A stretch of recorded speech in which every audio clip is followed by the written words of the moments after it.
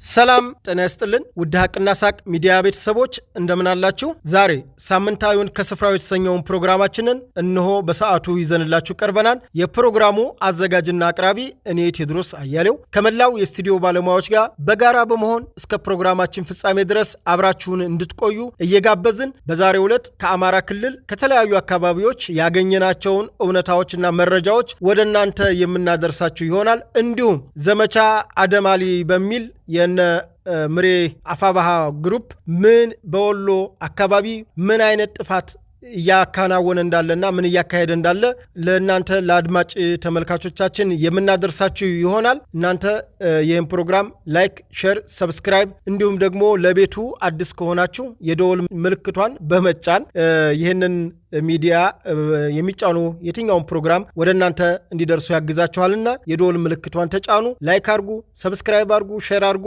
እንዲሁም በዚህ ፕሮግራም ላይ ያላችሁን ሐሳብና አስተያየት ለኛ በኮሜንት ቦክሱ በሐሳብ መስጫ ሳጥኑ አስቀምጡልን። ለሞራል ግንባታም እንዲሁም ፕሮግራሙን እንድናሻሽል ያግዘናል፣ ይጠቅመናል። ይሄ ቢሰራ የምትሉትን ደግሞ እዛው ላይ መጠቆም ትችላላችሁ። ወደ ፕሮግራሙ ልውሰዳችሁ። እስከ ፕሮግራማችን ፍጻሜ ድረስ ግን አብራችሁን ቆዩ። በርካታ መረጃዎች ወደ እናንተ ዛሬ እናደርሳችኋለን። ወደ ፕሮግራሙ ልውሰዳችሁ።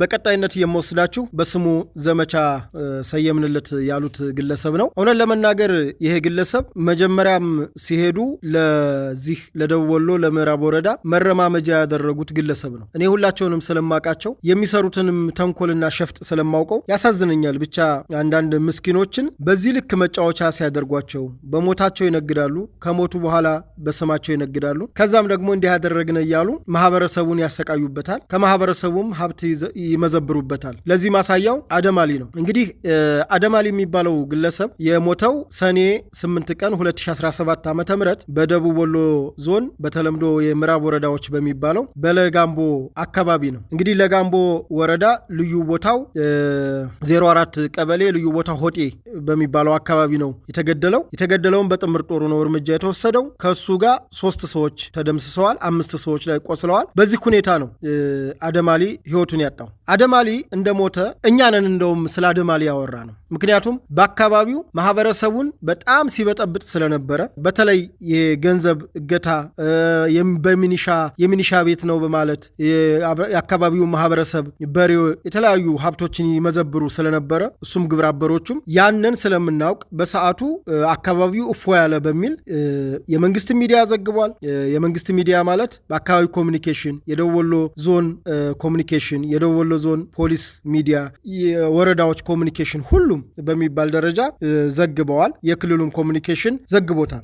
ምክንያቱም ይሄ ሰውዬ በአካባቢው ከፍተኛ የሆነ ኢሰብአዊ በደል ያደርስ ስለነበር ማለት ነው። እና ይሄ ሲዘገብ እንግዲህ መንግስት ገድየዋለሁ ብሎ ሲዘግብ ከእንደገና ሰላምም የምንፈልገው ጸረ ሰላም ኃይሎቹ ላይ እርምጃ ተወሰደ ብለን ስናወራ አሁን በስሙ ዘመቻ ከፈትንለት ያለው የኡጋንዳውን ቡድን ይሁን እዚህ ያሉት አካላት አንዳቸውም ስለ አደማሊ ትንፍሽ አላሉም ነበር። ነገር ግን የእነሱ ትንፍሽ አለ ማለት በረባ ባረባው ሻማ የሚያበሩ ልጆች አደማሊ እንዴት ደቡብ ወሎ ስለሆነ ነው ወይ ሙስሊም ስለሆነ ነው ወይ የሚል ጥያቄ በሚያስተዳድሩት ሰራዊት ተነሳባቸው። ይሄንን በተለያየ መልኩ ቀን ሲጠብቁ ለመሸፋፈን ሲሞክሩ አጋጣሚ የሙጃውን የወንዳቹን ክስተት ሲያገኙ በዛ ክስተት ተጠቅመው ምንድነው ያደረጉት? በአንድ ጋዜጠኛ ነው ራሱ ዘመቻ አደማሊ ብሎ ሰየመ። ከዛ ሌሎቹም ተመካከሩና ልክ ነው ይሄ ሙስሊሙን ይይዝልናም ብለው አደማሊን ሳይወዱት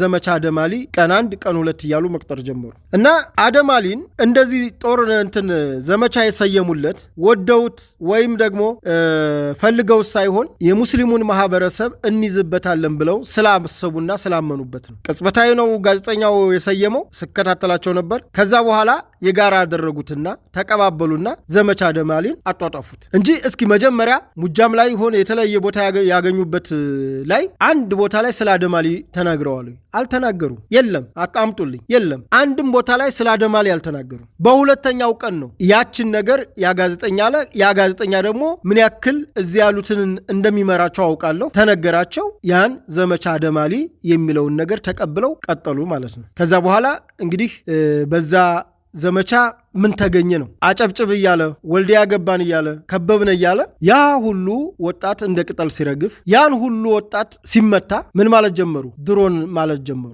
ዘመቻም ሲያውጁ በስሜት ነው። አጨብጭብ እያለ ወደ ወልዲያ እንገባለንም ሲል በስሜት ነው። በኋላ ደግሞ ሲመቱ ሲቪል ተመታ ብለው ድሮን እያሉ መጮህ ጀመሩ። ድሮን ባይኖር የት እንደርስ ነበር ማለት ጀመሩ። እኔ አንዳንዴ የሚያሳዝነኝ እኔ መንግስትን እንደገጠሙ ሙሉ ይረሱታል ይመስለኛል። ያው እነሱ እርስ በርስ አሁን የነ ፋንታውን ግሩፕና የነ መሬ ሲሆን እንደሱ ቢፋለሙ ቢባባሉ ምንም አይደለም። ነገር ግን እንዴት ነው ከመንግስት አካል ጋር የገጠመ ቡድን ድሮን አይደለም ሌላ ነገር ቢያዘምትበት የገጠመው መንግስትን እንደሆነ ጠፍቷቸዋል እንዴ? ግን ሁሉም ነገር የሚሆነው በስሜት ስለሆነ ያው አደማሊን እንግዲህ አንድ የፖለቲካ መጫወቻ ጆከር አድርገው መጀመሪያ ሲሞትም አልተናገሩለትም። አንድ እስኪ ሚዲያ ሲሞት ዘግቤለታለሁ እንደ ሌሎቹ ምንም በሌለበት የሞተውን እንደ አፄ ቴዎድሮስ አርከፍክፎ በጨረሻ ጥይቱን ለራሱ አደረጋት የምትል እንኳ ዜና ነበረች፣ የተለመደ ዜናቸው። ያን እንኳን የመሰለ ዜና አልሰሩም። ምክንያቱም ጥምር ጦሩ ያንም አይነት ዜና እንዲሰሩ የሚፈቅድ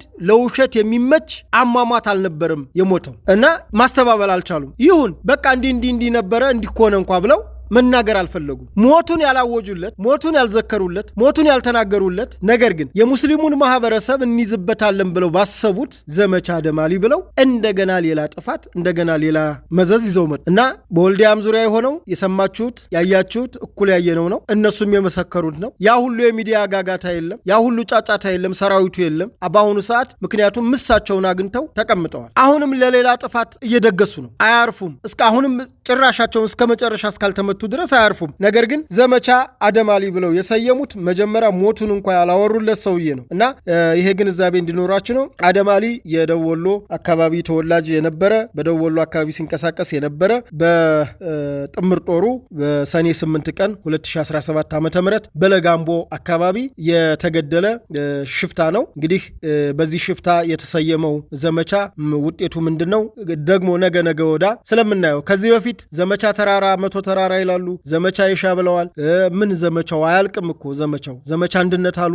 ብዙ ዘመቻዎች አውጀዋል። ከነዛ ዘመቻዎች የተለየ ሊሆን አይችልም። ይኸውላችሁ መጀመሪያ ዘመቻ አሁን መቶ ተራሮች ዘመቻ አንድነት ምናምን እያሉ ውጤታማ አልነበሩም። አሁን ባለፈው ከወያኔና ከሻቢያ ጋር ጥምር ሆነው የመጡት የዚህ የወንዳቹ አካሄድ እንሸነፋለን ብለው አስበው ስለነበረ ዘመቻ ስያሜ የለውም ነበር። ነገር ግን ውጤት አገኘን ብለው ባመኑበት ሰዓት ያችን ውጤት ከያዙ በኋላ ዘመቻውን አወጁ። ከዛ በኋላ ግን ምን አገኙበት? ራሳቸው የደረሰባቸውን ስለሚያውቁት ራሳቸው መልስ ይሰጡታል። ለዚህ ግን አደማሊ የሚባለው የደቡብ ወሎ አካባቢ ተወላጅ የነበረ ሲሞት ያልተናገሩለት አሁን ግን በስሙ እየነገዱበት ያለ ግለሰብ እንደሆነ ነው እና ከዚህ በፊት በመንግስት የጥምር ጦር መገደሉን ለማሳወቅ ያክል ነው። ወደ ሌላ ፕሮግራም ልውሰዳቸው። እንግዲህ በቀጣይነት የምናልፈው ከስፍራው እንደመሆኑም ዝግጅቱ በርካታ አድማጭ ተመልካቾች የምትጠብቁት እውነት አለ፣ ሀቅ አለ። ይህንን ሀቅ እንግዲህ ወዳውን ነው እኛ መረጃውን ስከታተል የነበረው ወዳውን ነው የምነግራችሁ። ምንም ይሄ ከፖለቲካ አንግል አይደለም፣ ከምንም አይደለም። እውነታውን እንድታውቁና ፍርዱን እንድትፈርዱ ነው። አንዳንድ በደሎችና ግፎች ራሳቸው በድለው ራሳቸው የሚጮሁ ገጥሟቸው አያውቅም? ጅራፍ ራሱ ገርፎ ራሱ ይጮሃል የሚባል ነገር አለ እና ጮሆት የሚቀሙ ቡድኖች ናቸው እነዚህ ወንበዴዎች። ምንድነው መስከረም 23 ቀን 2018 ዓ.ም በመካነ ሰላም ከተማ በሚገኘው ትልቅ መስጊድ፣ እንግዲህ በዚህ መስጊድ ኑር መስጊድ ይባላል። በከተማው ትልቅ መስጊድ ነው። ከዚህ በፊትም ይሄ ጽንፈኛ ቡድን ያደራ የተቀመጡ መኪናዎችን ለመዝረፍ ሂደው እኛ ይሄ ያደራ ንብረት ነው ባደራን የተቀመጠው አንሰጣችሁም በሚል ውዝግብ ይሄው ቡድን እብሪት አጫውቶት፣ ነገር ግን ህዝበ ሙስሊሙም ሌላውም ማህበረሰቡ ስላገዘ በሰዓቱ ንብረቶቹን ማትረፍ ተችሏል። ነገር ግን በመስጊዱና ትላንት በገደሏቸው ሼህ ጀማል ላይ ቂም ይዘው ተመልሰዋል። በሰዓቱ እሳቸው ነበሩ እንግዲህ አንዳንዴ አባቶች ደስ የሚሉት አባት ማለት ይሄ ነው።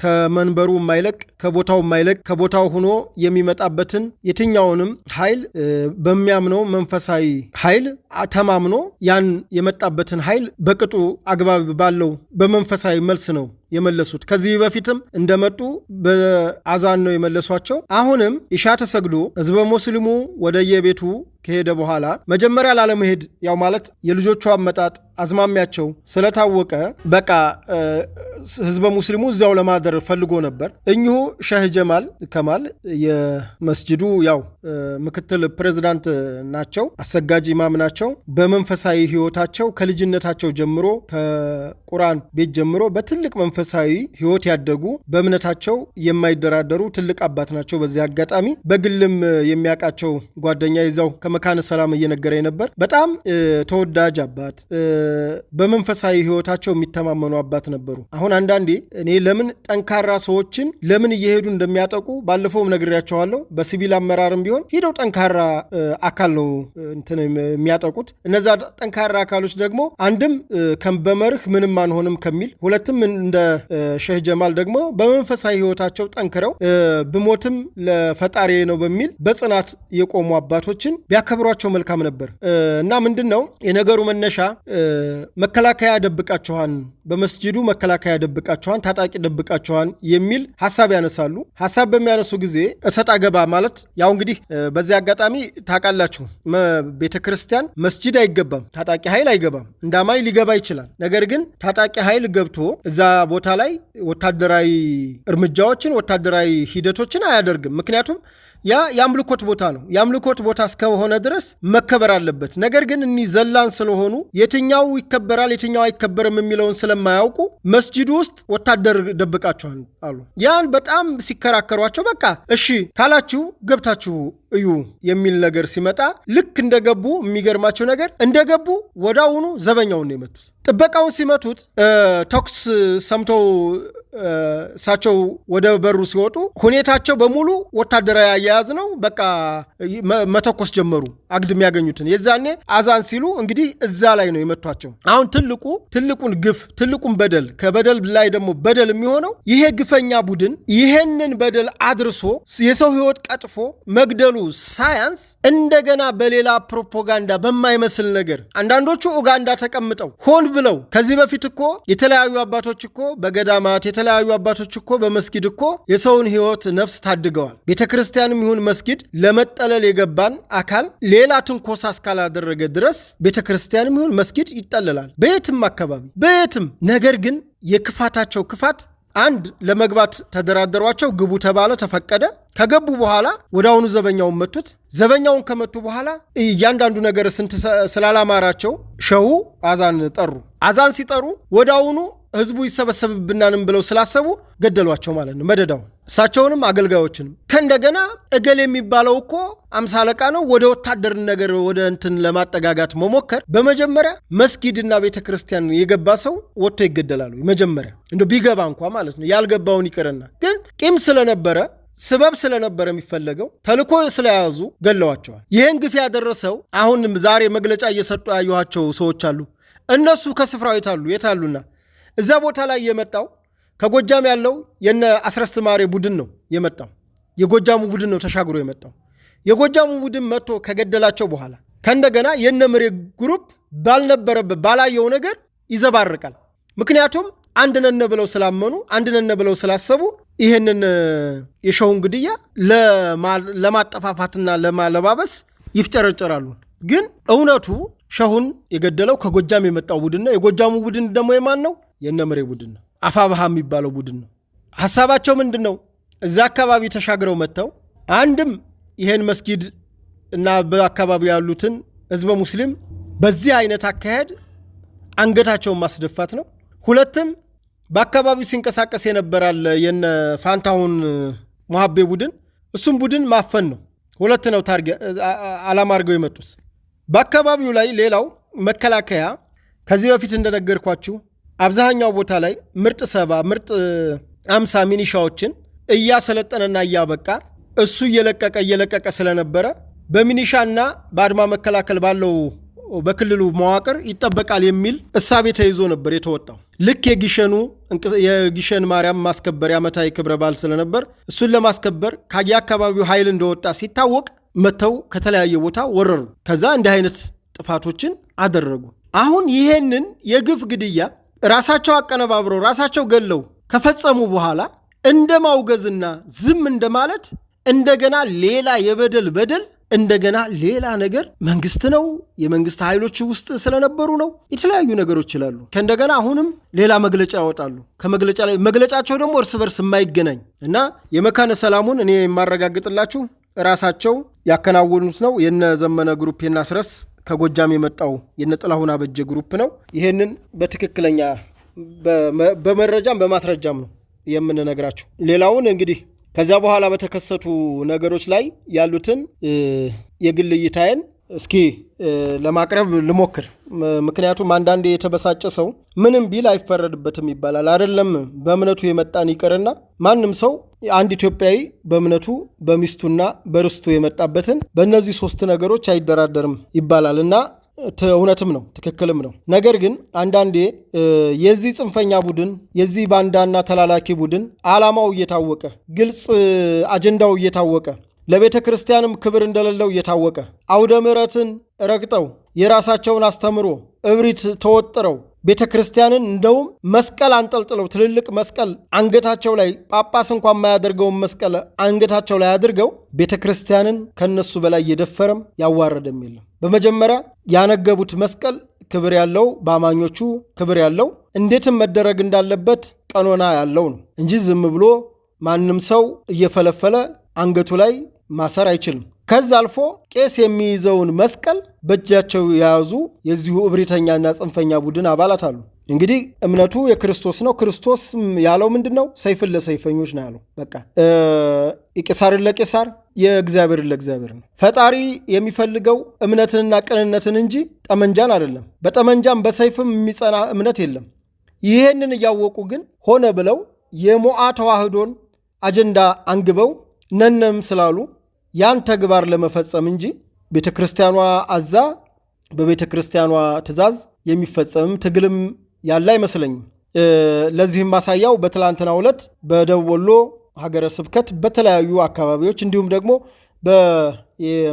የእምነት ተቋማት የጋራ መድረካቸው በሱ ሁሉም አካባቢዎች ላይ በሰከነ ሁኔታ የመጣባቸውን ነገር አቋም በመያዝ ይህንን ቡድን ላይ አቋም ይዘዋል፣ አውግዘዋል። ይሄ በጣም የሚደነቅና ትልቅ በቃ ከአንድ እምነትም መሪ ከአንድም መሪ የሚጠበቅ ነው። በቃ ይሄ ነው አቋም መሆን ያለበት እና እኔ በሙስሊም እህት ወንድሞቼም መናገር የምፈልገው አንዳንዴ ሳናስበው የጥላት አጀንዳ ተሸካሚ እንዳንሆን ነገሮችን በደንብ አድርገን አስተውለን እናስብ። የሰሩትን ግፍ በምድርም በሰማይም ይቅር የማይባል ግፍ ነው። ይህን ግፍ ግን ከነሱ ከያዙት እኩይ ዓላማ ማስኬጃ ብለው ለፖለቲካ ግባቸውና ዓላማቸው እስከሆነ ድረስ እነሱም የሚፈልጉት መንግስት የለም እንዲባል ባለው ደካማ ጎን ባለችው ክፍተት እየተጠቀሙ መንግስት የለም ማስባል ስለሆነ ፍላጎታቸው ይህንን ሁሉም አካል ተረድቶ ገብቶት ከመንግስት የጸጥታ ኃይሎች ጎን በመሰለፍ አሰላለፉ በሁሉም መልኩ ይቻላል። ሲፈለግ ድጋፍ ሰጪ ሆኖ ከሰራዊቱ ጋር አብሮ መሰለፍ ይቻላል፣ አይከለክልም።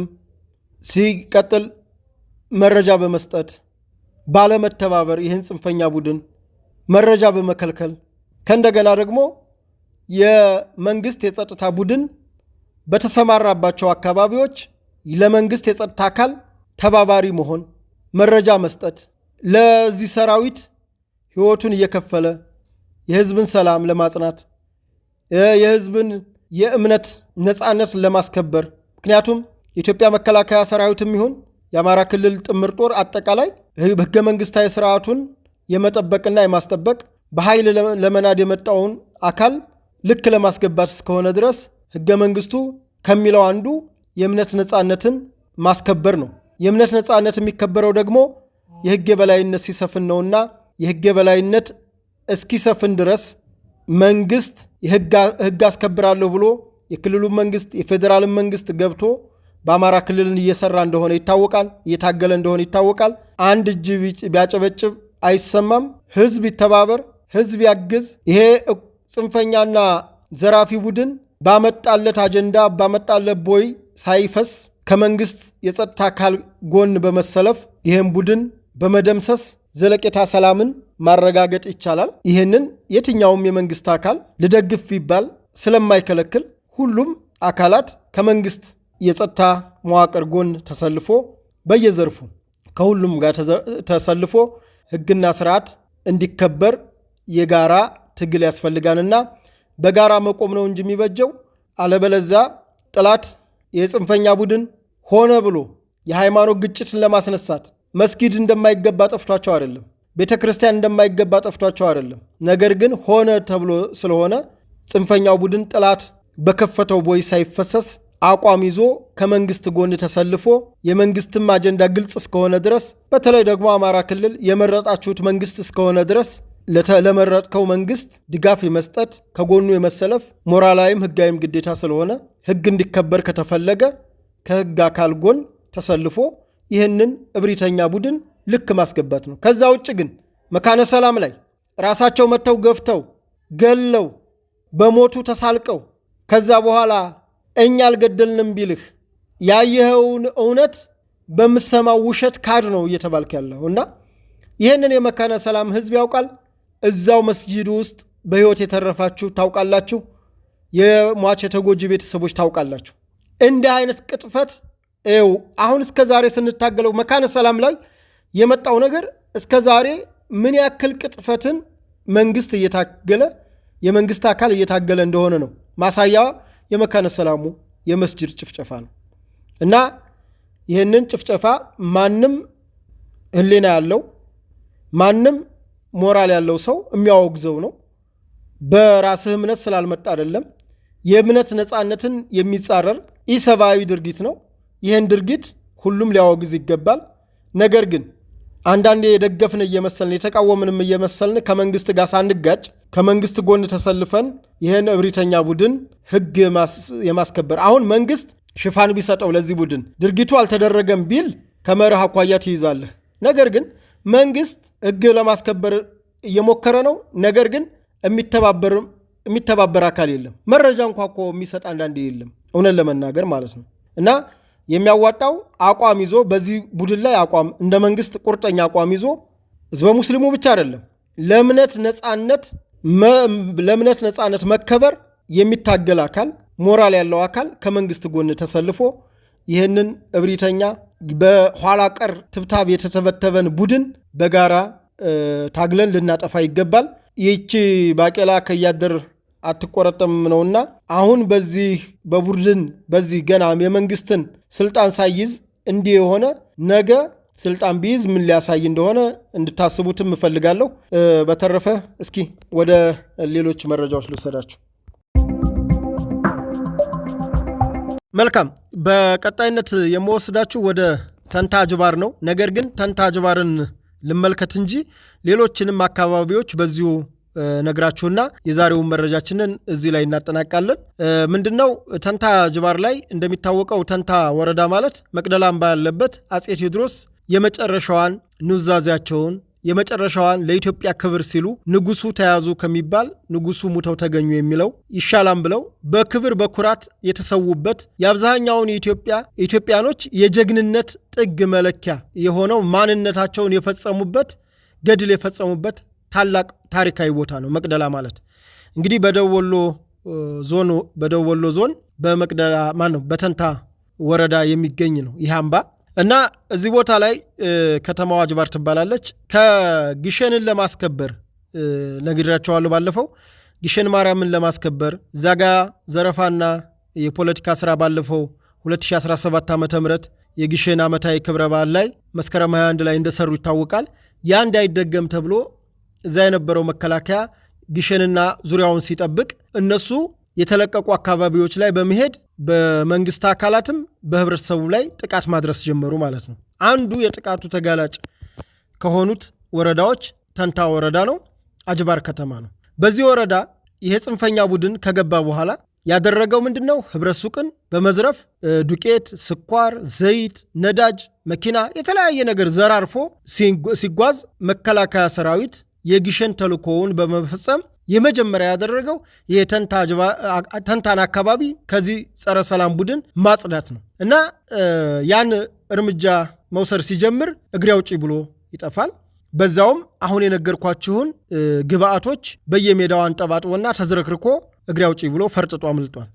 ማወቅ ያለባችሁ የሚዲያ ጋጋታ እንጂ ያለው በዛ አካባቢ ብዙም ያን ያክል የሰራዊትን ብዛት ኑሮት ወይም መንግስትን የሚገዳደር ሆኖ ሳይሆን ሄዶ 3-4 ታጣቂ ሆኖ ፎቶ በመነሳት አካባቢውን በማወክ ከኋላ ሌላ ኃይል እንዳለ በተለይ የሚዲያ ሰራዊታቸው በማጫጫህ የነበረውን እዛ አካባቢ የነበረውን ነገር አተራምሰዋል።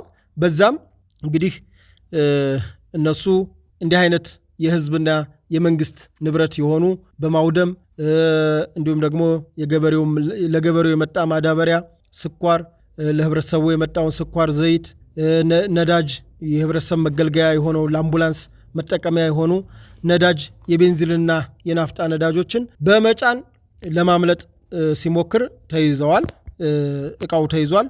ያው እነሱ እግሬ አውጪ ብለዋል። ዞሮ ዞሮ ቢሮጡም የትም አያመልጡም። ምክንያቱም መዳረሻቸው ስለሚታወቅ ዋናው መደበቂያቸውና ጉሪያቸው አምባሰል ነበር። አምባሰል አሁን ተይዟል በመከላከያ። ሌላውን ደግሞ እስኪ እንግዲህ ከቀን ቀን የምናየው ነገር ይሆናል። ይህን ካልኳችሁ አጠቃላይ አሁን በያዟቸው አካባቢዎች እያደረሷቸው ያሉ ኢሰብአዊ ድርጊቶች ምን ይመስላሉ የሚለውን ልንገራችሁ። ጁማ አርብ ቀን ማለት ነው መስከረም 23 ቀን 2018 ማለት ነው መርሳ ላይ መስጅድ የጁማ ሰላት የሄደውን ህዝበ ሙስሊም በመክበብ ከፍተኛ የሆነ ዛቻና ማስጠንቀቂያ ከኛ ውጭ ትሆኑ እንደሆነ በማለት ከፍተኛ ዛቻና ማስፈራሪያ በማድረስ ህዝበ ሙስሊሙን በማሸማቀቅ በጣም ግፍ ማለት አቅም አላቸው ወይም ሐሳብ አላቸው፣ ሞራል አላቸው፣ ህብረተሰቡን ያስተባብራሉ ብለው የሚያስቧቸውን አካላት በመጥራት በማስቆም በማሸማቀቅ ከፍተኛ የሆነ ግፍ ፈጽመዋል። እውነት ለመናገር የመካነ ሰላሙ ማታ እንደዛ ሆነ እንጂ በሰዓቱ መረጃ ያለን ሰዎች መርሳ አካባቢ ላለው ፈርተን ነበር እና ግን እንዳጋጣሚ የመካነ ሰላሙ በዛ ልክ አለፈ። ግን መጀመሪያ ላይ ቀን ጁማ ሶላት ላይ መርሳ መስጂድ በመግባት ነበረ ህዝበ ሙስሊሙን ሲያሸማቆ የነበሩት እና ይሄ ቡድን ሲጀመር ጋጠ ወጥና በብሪት የተወጠረ ቡድን ነው። ሊያስተነፍሰው የሚችለው አንድና አንድ ያው በመረጠው ቋንቋ ማናገር ነው። እንግዲህ የሰላም አማራጮች ለበርካታ ጊዜ ሲነገር ነበር። እነዛን የሰላም አማራጮች ከመቀበል ይልቅ በሰላም አማራጮቹ ላይ ቧልት በመያዝ ነገሩን በማንትን በማለት በስላቅ በማለፍ በርካታ የህዝብ ልጅ እያለቀ ነው። ከመጀመሪያ ከመግቢያም እንደነገርኳችሁ አደም አሊን ሲሞት ያልነገሩንን ሲሞት ያላወሩለትን የእኛን ያክል እንኳን ሲሞት አላወሩለትም። ግን በሱ ስም ከ2 ቀን ከ3 ቀን በኋላ ዘመቻ አወጅን ብለው በሱ ስም እየነገዱ ነው የሚገኙት። ያ ሁለት አይነት ጥቅም አለው ብያቸዋለሁ። መጀመሪያ ያው ህዝበ ሙስሊሙን ይሄ ቡድን ሙስሊም አለው እንዲባል እንደገና በሱም ስም መሰየሙ ዘመቻ አደም አሊ የሚለው ለነሱ ማለት ለዚህ ለህዝበ ሙስሊሙ ለመሳብ ልቡን ለማማለል የተጠቀሙት ነው። ነገር ግን በዚህ ይክባሉ፣ በዚህ ያፈርሳሉ። ትልቁን ነገር እያፈረሱ ትልቁን መስጂድ እያፈረሱ ትልቁን ሸህ እየገደሉ እዚህ ጋር ትላንትና ሲሞት እንኳ ያልነገሩንን ሰውዬ በሱ ስም ዘመቻ ሰይም ያለው ብለው ለማታለል ይሞክራሉ። ይሄ ተራ ግልብ የሆነ ፕሮፓጋንዳ ነው። ሌላው በሳንቃ በስታይሽ በዚህ በያዟቸው አካባቢዎች እድሜያቸው ከ20 ዓመት እስከ 40 ዓመት የሆኑ ሰዎችን በመሰብሰብ ለግዳጅ ለወታደራዊ ምልመላ እየፈጸሙ ነው የሚገኘው። ይሄ ምን አይነት ውጤት ያመጣል? በግዳጅስ የተሰበሰበ ኃይል ምን ይፈጥራል? እሱ እንዳለ ሆኖ ነገር ግን ማህበረሰቡ መንቃት ያለበት ነገር ለዚህ እኩይ ዓላማ ተሸክሞ ላለ ኃይል እንዲህ አይነት ተግባር ላይ መሳተፍ በራሱ ወንጀል መሆኑን አውቆ ባይሳተፍ ነው ምክሬ። እና ዞሮ የግዳጅ አፈሳ የግዳጅ እና አንዳንድ ቦታዎች ላይ ተራ ሃይማኖታዊ ቅስቀሳዎችም ጭምር በመቀስቀስ አብይ አህመድ አሊ የሚለውን በማስተጋባት ስራዎች ሰርተዋል። ያው ምን ለማለት እንደፈለኩ ይገባቸዋል። ያው የእስላም መንግስት ነው ያለው የሚል ቅስቀሳ ኋላ ቀር ቅስቀሳ በመቀስቀስ ሰዎችን ለመያዝ የሞከሩበት ነገር አለ። ልጆቹን አውቃቸዋለሁ።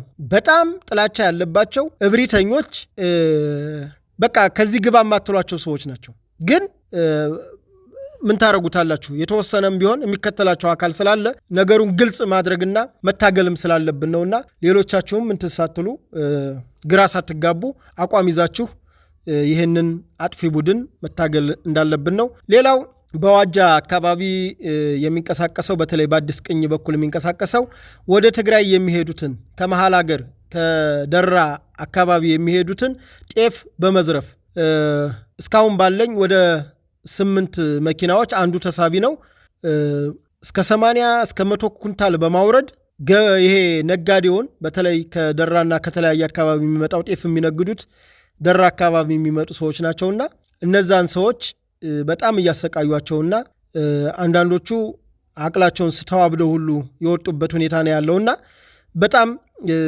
ግፍ እየተሰራ ነው ያለው። ይህንን ግፍ በአካባቢው ያለ ሰው ያውቀዋል። ዙሮ ይሄ ቡድን የነጋዴ እንዳይነግድ አድርጓል። ሹፌሮች እንዳይንቀሳቀሱ አድርጓል። ገበሬው እንዳያርስ አድርጓል። ገበሬው ማዳበሪያ በርካሽ የሚያገኘውን እሱ እየዘረፈ ገበሬውን ካሳጣ በኋላ ከራሱ ላይ በውድ እየሸጠ ይገኛል። በጣም ብዙ ግፍና በደሎችን እየፈጸመ ያለ አካል ነው።